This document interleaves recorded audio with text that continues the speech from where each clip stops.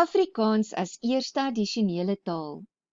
In hierdie video gaan ons kyk na werkwoorde wat tyd aandui.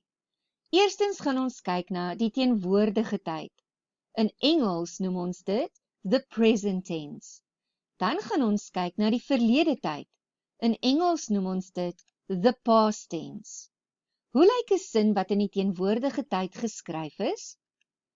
Die verkleermannetjie sê, ek vang 'n vlieg. Hoe lyk dieselfde sin wat in die verlede tyd geskryf is? Die verkleermannetjie sê, ek het 'n vlieg gevang. Kom ons kyk na die volgende sin. Die olifant het water gedrink. Is hierdie sin in die teenwoordige of in die verlede tyd? As jy gesê het verlede tyd, is jy 100% korrek. Kom ons kyk na die volgende sin. Die kameelperd eet blare. Is hierdie sin in die teenwoordige of in die verlede tyd?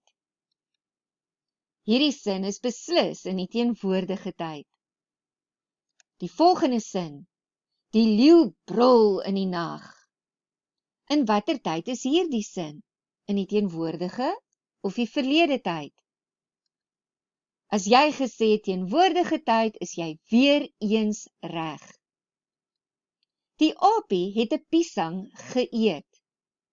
In watter tyd is hierdie sin? Dit is in die verlede tyd. Kom ons kyk hoe verskil sinne wat in die teenwoordige tyd geskryf is van sinne wat in die verlede tyd geskryf is. Eerstens sien ons dat die sin wat in die verlede tyd geskryf is, 'n het in die sin het. Tweedens sien ons dat die werkwoord van die middel van die sin na die einde van die sin geskei word. En vooraan die werkwoord sien ons 'n ge. Die seekoei swem in die water.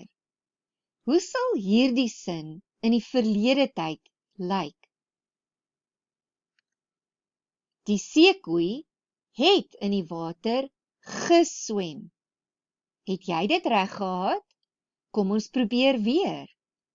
Die krokodil bak in die son. Hoe sal hierdie sin in die verlede tyd lyk? As jy gesê die krokodil het in die son gebak, dan was jy reg. Kom ons kyk nou of jy dit self kan doen. Voorspoed!